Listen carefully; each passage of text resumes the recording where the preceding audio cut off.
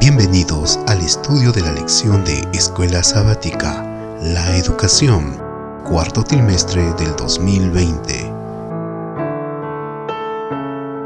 Esta lección empieza donde debería comenzar toda educación, con el valor del alumno a la luz de la cruz. La educación que imparte la Iglesia y sus departamentos deben ingresar y elevarse por encima de cualquier tendencia cultural que sea antagónica al reino de Dios. Pronunciar la palabra Iglesia puede evocar cosas radicalmente distintas en la mente de diferentes personas. Para ilustrar esta idea, ¿recuerdas tus años de escuela? Los recuerdos de aritmética, geografía y ciencia a veces inundan tu cabeza. Probablemente no. Esto es irónico, porque es por eso que nos enviaron a la escuela después de todo. Lo que probablemente llene nuestras mentes son las imágenes de amigos, enemigos, maestros y las diversas experiencias que tuvimos con ellos. La Iglesia es muy parecida a esto. En teoría, su finalidad es ser un lugar de culto, un lugar para oír el Evangelio y aceptarlo, para estudiar las Escrituras, unir esfuerzos para ganar almas y vivir en amor y comunión con los hermanos, que es nuestra familia, la familia de Dios. Sábado 21 de noviembre, para memorizar. Porque nunca usamos de palabras lisonjeras, como sabéis, ni encubrimos avaricia. Dios es testigo. Ni buscamos gloria de los hombres, ni de vosotros, ni de otros, aunque podíamos seros cargas como apóstoles de Cristo. Antes fuimos tiernos entre vosotros, como la nodriza que cuida con ternura a sus propios hijos. Tan grande es nuestro afecto por vosotros, que hubiéramos querido entregaros no solo el Evangelio de Dios, sino también nuestras propias vidas, porque habéis llegado a sernos muy queridos. Primera de Tesalonicenses, capítulo 2, versículos 6 al 8. Desde los primeros tiempos en que los fieles se reunían para adorar a Dios en sinagogas, hogares e iglesias, la Biblia muestra a gente que, mediante el estudio de las Escrituras y la adoración, anhela conocer a Dios y comprender su voluntad. La Biblia también revela repetidamente que la Iglesia es un lugar donde debe haber deliberaciones serias y relevantes y donde la gente pueda crecer en el conocimiento de Dios y su voluntad. A veces tenemos miedo de hacer preguntas. Sin embargo, descubrimos que en la Biblia muchas veces se usan preguntas para lograr que la gente tenga una comprensión más clara de Dios. Para que la Iglesia sea un lugar de aprendizaje, debe proporcionar el espacio para que haya verdadero diálogo. Así como suele decirse en la escuela, no hay preguntas tontas, debemos ofrecer dentro de la Iglesia un entorno seguro para que cada persona crezca en la gracia y en la comprensión de Dios y su plan para su vida. Se cuenta la historia de un rabino que, mirando a los ojos adormilados de los jóvenes que estaban sentados en el aula, les preguntó: «Alumnos, ¿cómo saber cuándo termina la noche y ha comenzado el día?» Varios de los alumnos levantaron la mano con cautela. «Rabí», preguntó uno, «¿es cuando se nota la diferencia entre una higuera y un olivo?» «No». «Rabí, ¿es cuando se nota la diferencia entre una oveja y una cabra?» Levantó la mano otro alumno. Después de escuchar una gran cantidad de respuestas, el rabino anunció: «Alumnos, uno sabe que la noche ha terminado y que ha comenzado el día cuando puede mirar una cara que nunca antes había visto y reconocer al extraño como hermano. Hasta ese momento, no importa cuán brillante sea el día, todavía es de noche». Escucha Lucas capítulo 10 versos 30 al 37. ¿Qué cuestión quiso plantear Jesús con esta historia? ¿Qué debería formar parte de nuestra verdadera educación cristiana? Respondiendo, Jesús dijo: «Un hombre descendía de Jerusalén a Jericó y cayó en manos de ladrones. los cuales le despojaron e hiriéndole se fueron dejándole medio muerto. Aconteció que descendió un sacerdote por aquel camino y viéndole pasó de largo. Asimismo un levita, llegando cerca de aquel lugar y viéndole pasó de largo. Pero un samaritano que iba de camino, vino cerca de él y viéndole fue movido a misericordia, y acercándose vendó sus heridas, echándoles aceite y vino, y poniéndole en su cabalgadura, lo llevó al mesón y cuidó de él. Otro día, al partir, sacó 2 denarios y los dio al mesonero y le dijo: Cuídamele, y todo lo que gastes de más, yo te lo pagaré cuando regrese. ¿Quién pues de estos 3 te parece que fue el prójimo del que cayó en manos de los ladrones? Él dijo: el que usó de misericordia con él. Entonces Jesús le dijo: Ve y haz tú lo mismo. Como adventistas del séptimo día, fuimos bendecidos con abundante luz y verdad doctrinal. El estado de los muertos, el sábado 1844 y el juicio, el gran conflicto, entre otros, que incluso la mayoría del mundo cristiano aún no entiende. Y sin embargo, por más que estas verdades sean fundamentales, ¿de qué nos sirven si no somos amables con los demás, si mostramos prejuicios contra los demás y si permitimos que los prejuicios culturales y sociales de nuestro entorno nos hagan tratar a los demás como inferiores? La verdadera educación cristiana, como mínimo, debe hacernos elevar por encima de estas debilidades y males humanos, y ver a los demás como Cristo los ve, seres por quienes Él murió, seres cuyos pecados cargó en la cruz, seres por los cuales pagó un precio infinito. Si exaltamos la cruz como debemos, entonces veremos el valor de cada ser humano y en teoría los trataremos como realmente se merecen, según el valor que Dios les concede. La educación cristiana debe incluir esta enseñanza, de lo contrario, no merece el nombre de cristiana. ¿Qué prejuicios enseña tu cultura y tu sociedad, ya sea en forma sutil o abierta, que como cristiano debes dejar de lado? Por donde miremos, parece que nuestro planeta se está replegando sobre sí mismo, intercambiando luz por oscuridad. Sin embargo, también encontramos oscuridad mucho más cerca de nosotros al considerar nuestra experiencia en este mundo difícil y desafiante. Porque nosotros también conocemos los horrores que nos depara esta vida mientras luchamos con la enfermedad, mientras afrontamos la pérdida de los seres queridos, mientras vemos a las familias sucumbir a la separación y el divorcio, mientras luchamos por dar sentido a muchos de los males de nuestra sociedad y nuestra cultura.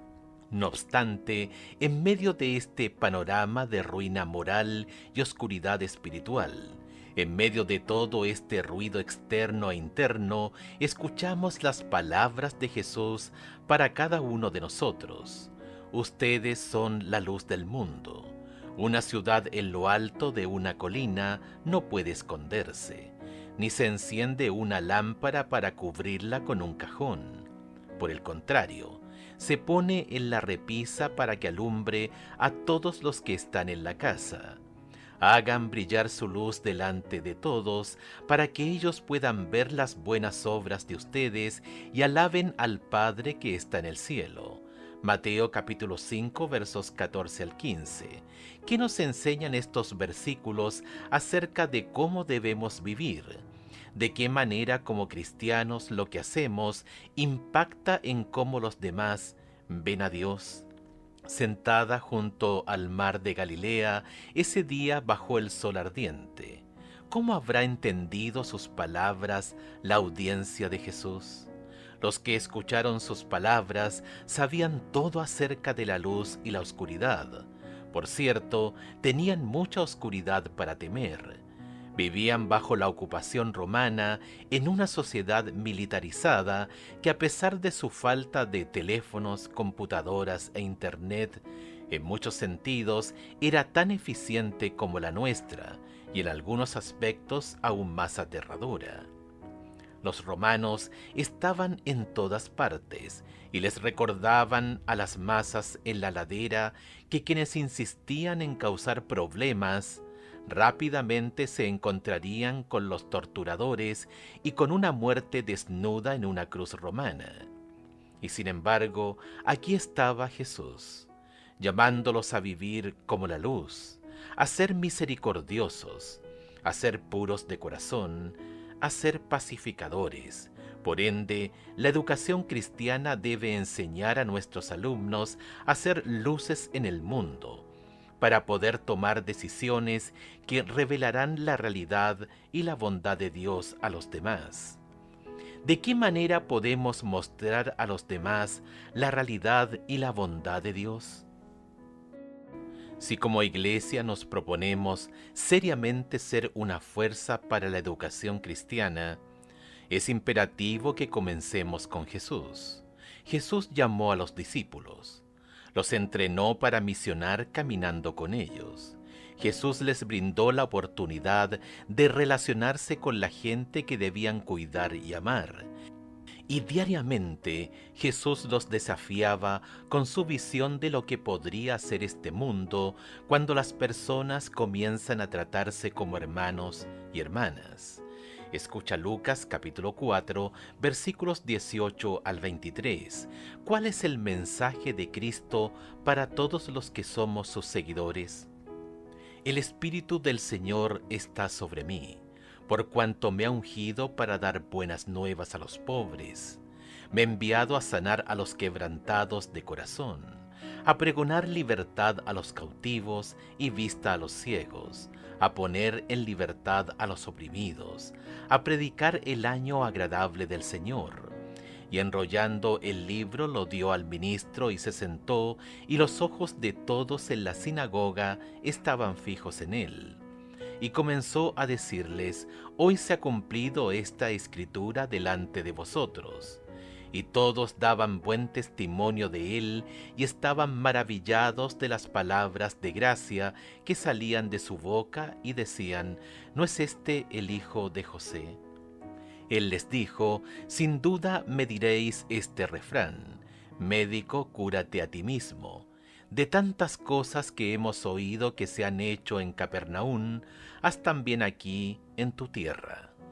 Durante 3 años, los discípulos observaron cómo Jesús, su maestro, hacía realidad los ideales del reino, ideales anunciados en su primer sermón en la sinagoga de Nazaret. El perdón, la gracia y el amor iban de la mano con la soledad, el compromiso y las dificultades. Si había una lección que aprender, era la lección de que el discipulado no es algo que uno se tome a la ligera. Es un discípulo de por vida, no solo por un día. El mandato que dio el Salvador a los discípulos incluye a todos los creyentes en Cristo hasta el fin del tiempo. A todos los que les llegó la inspiración celestial reciben el Evangelio como cometido. A todos los que reciben la vida de Cristo se les ordena trabajar para la salvación de sus semejantes. La Iglesia fue establecida para esa obra y todos los que toman sus votos sagrados se comprometen por este acto de ser colaboradores con Cristo. Deseado de todas las gentes, página 761. Como discípulos de Jesús, hoy debemos asegurarnos de que Jesús sea siempre el centro de nuestra comunión y de nuestra adoración. Es bueno recordar que fue Jesús quien inventó el discipulado. Aunque los rabinos de su época atraían seguidores, fue Jesús quien llamó a hombres y mujeres a seguirlo. Los rabinos nunca podrían haberse imaginado un llamado tan radical como para sugerir que estar con Jesús era más importante que todos sus mandatos. Y como discípulos de Jesús, no solo mostramos respeto por todas las personas, además trabajaremos para proveer el tipo de lugar donde todos pueden crecer y desarrollarse. Por lo tanto, toda educación cristiana debe incluir este sentido de misión, de propósito, no solo para ganarse el sustento, sino para hacer en nuestra propia esfera lo que Jesús nos llama a hacer. Seguir sus pasos al suplir las necesidades de los necesitados y compartir con ellos las buenas nuevas del Evangelio. Albert Einstein, quien a menudo es considerado el padre de la física moderna, escribió: "Lo importante es no dejar de preguntar. La curiosidad tiene su propia razón de existir. Uno no puede evitar sentirse asombrado cuando contempla los misterios de la eternidad, de la vida, de la maravillosa estructura de la realidad. Alcanza con que uno trate simplemente de comprender un poco de este misterio cada día. Nunca pierdan la sublime curiosidad. Vivimos en un mundo de misterio, ¿verdad? La ciencia moderna nos ha mostrado que existe una increíble complejidad en casi todos los niveles de existencia. Y si es así, para las meras cosas físicas, ¿cuánto más para las cosas espirituales? ¿Qué enseñan los siguientes textos sobre la búsqueda de la verdad de respuestas? Jeremías capítulo 29, verso 13. Y me buscaréis y me hallaréis, porque me buscaréis de todo vuestro corazón. Mateo capítulo 7, verso 7. Pedid y se os dará, buscad y hallaréis, llamad y se os abrirá. Hechos capítulo 17, versículos 26 y 27. Y de una sangre ha hecho todo el linaje de los hombres, para que habiten sobre toda la faz de la tierra, y les ha prefijado el orden de los tiempos y los límites de su habitación, para que busquen a Dios, sin alguna manera, palpando puedan hallarle, aunque ciertamente no está lejos de cada uno de nosotros. Salmos 25, 5. Encamíname en tu verdad y enséñame, porque tú eres el Dios de mi salvación. Juan capítulo 16, verso 13. Pero cuando venga el Espíritu de verdad, Él os guiará toda la verdad, porque no hablará por su propia cuenta, sino que hablará todo lo que oyere, y os hará saber las cosas que habrán de venir. Juan capítulo 17, verso 17. Santifícalos en tu verdad, tu palabra es verdad. La Biblia está llena de historias de gente curiosa, muy parecida a cada uno de nosotros. Hombres y mujeres que tienen preguntas, miedos, esperanzas y alegrías. Personas que, a su manera, buscan la verdad, buscan respuestas a las preguntas más difíciles de la vida. Todo lo hizo hermoso en su tiempo y ha puesto eternidad en el corazón de ellos, sin que alcance el hombre a entender la obra que ha hecho Dios desde el principio hasta el fin. Eclesiastés capítulo 3, verso 11. ¿Qué quiere decir Salomón con esto? Algunos traducen la palabra hebrea olam como eternidad y otros como un sentido del pasado y del futuro. Entonces, según este versículo, Dios ha colocado en la mente y el corazón humanos un sentido del pasado y el futuro, la eternidad misma. Es decir, como seres humanos tenemos la capacidad de pensar en lo que llamamos las grandes preguntas sobre la vida y nuestra existencia en general. Y, por supuesto, aquí es donde las Escrituras juegan el papel central. ¿Quiénes somos? ¿Por qué estamos aquí? ¿Cómo debemos vivir? ¿Qué pasa cuando morimos? ¿Por qué hay maldad y sufrimiento? Estas son las preguntas que los que buscan la verdad se han estado haciendo desde el comienzo, según los registros históricos. Qué privilegio y qué responsabilidad es poder ayudar a estos buscadores a encontrar algunas respuestas en la actualidad. ¿Qué es la educación cristiana sino conducir a las personas a estas respuestas que se encuentran en la palabra de Dios? ¿Por qué las Escrituras deben desempeñar el papel principal para dar respuesta a las grandes preguntas de la vida? Escucha Primera de Tesalonicenses, capítulo 2, versos 6 al 8. ¿Qué enseña Pablo que podríamos y deberíamos reflejar en nuestras escuelas y nuestras iglesias? Ni buscamos gloria de los hombres, ni de vosotros, ni de otros, aunque podíamos seros carga como apóstoles de Cristo. Antes fuimos tiernos entre vosotros, como la nodriza que cuida con ternura a sus propios hijos. Tan grande es nuestro afecto con vosotros que hubiéramos querido entregaros no solo el Evangelio de Dios, sino también nuestras propias vidas, porque habéis llegado a seros muy queridos. Al vernos confrontados por la degradación del sentido de comunidad en la sociedad, vivimos en una época en la que la interpretación bíblica del concepto de iglesia nunca ha sido tan significativa. Como nos recuerda Mateo capítulo 18, verso 20, porque donde están 2 o 3 congregados en mi nombre, aquí estoy yo en medio de ellos. La visión neotestamentaria de lo que son la iglesia y la comunidad cobró forma principalmente en los hogares de los creyentes.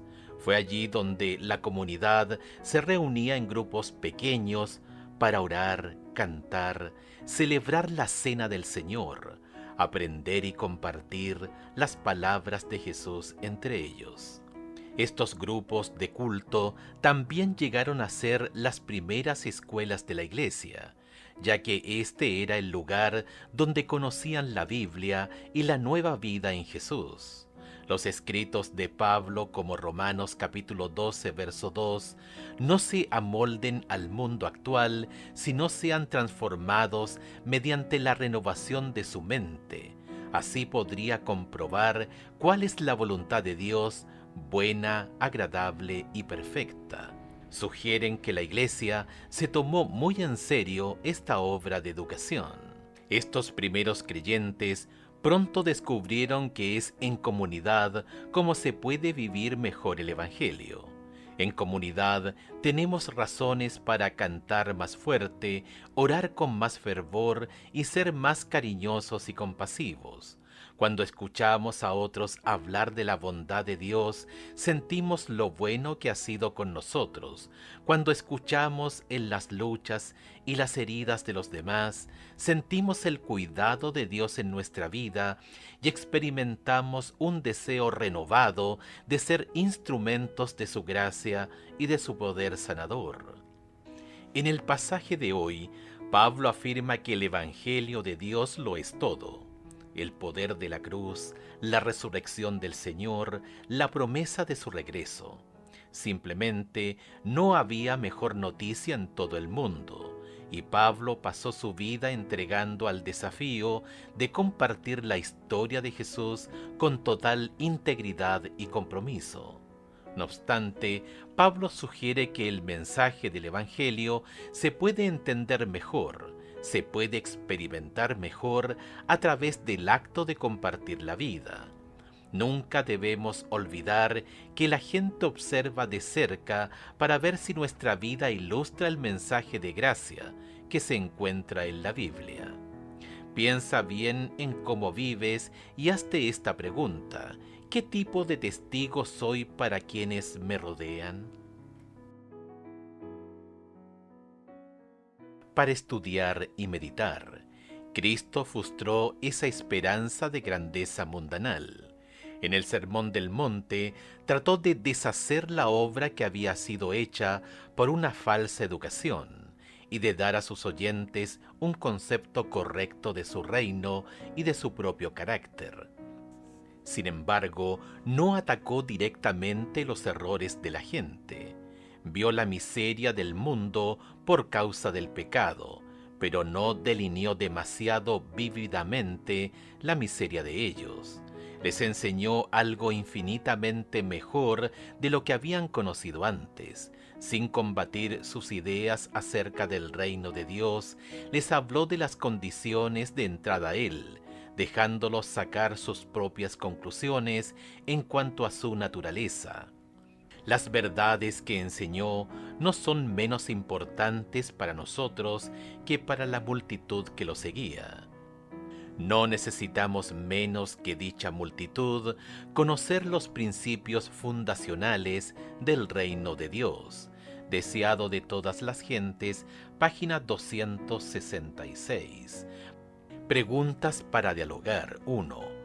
Robert Louis Stevenson nació en Edimburgo, Escocia, en 1850. Stevenson cuenta que una noche, cuando su niñera lo estaba preparando para ir a dormir, él se acercó a la ventana y vio algo cautivador. Era un farolero que iba de una lámpara de gas a otra. Con gran alegría llamó a su niñera y le dijo: «Mira a ese hombre, está haciendo agujeros en la oscuridad». ¿Qué papel te ha dado Dios para llevar luz y amor a tu comunidad? Si no estás seguro, invita a varios miembros de la iglesia y siéntanse a analizar lo que podrían lograr juntos. 2. Si la iglesia ha de trabajar en equipo con Dios para alcanzar al mundo, debemos aceptar las palabras y el ministerio de Jesús. La realidad misma de la encarnación, de que Dios vino hasta nosotros, a vivir en nuestro mundo, a luchar, reír y llorar por nosotros, nos recuerda que fuimos llamados a cuidar a quienes nos rodean. ¿Cómo harás esto? ¿Cómo podrías aprovechar a los jóvenes de tu congregación para que ayuden con este trabajo? 3. Piensa en la responsabilidad que nosotros, como adventistas del séptimo día, tenemos de enseñar a los demás las maravillosas verdades que recibimos. La iglesia local, ¿cómo podría asumir un papel clave para enseñar estas verdades a los demás? Al mismo tiempo, ¿cómo puede la iglesia ser un lugar seguro para analizar estas verdades con quienes hacen preguntas difíciles sobre ellas? ¿Qué puedes hacer tú para crear un entorno en el que se puedan abordar preguntas serias? 4. En clase, hablen sobre los prejuicios culturales de la sociedad donde vives. ¿De qué manera tu iglesia puede enseñar a los demás a elevarse por encima de esos prejuicios y seguir las enseñanzas de las Escrituras?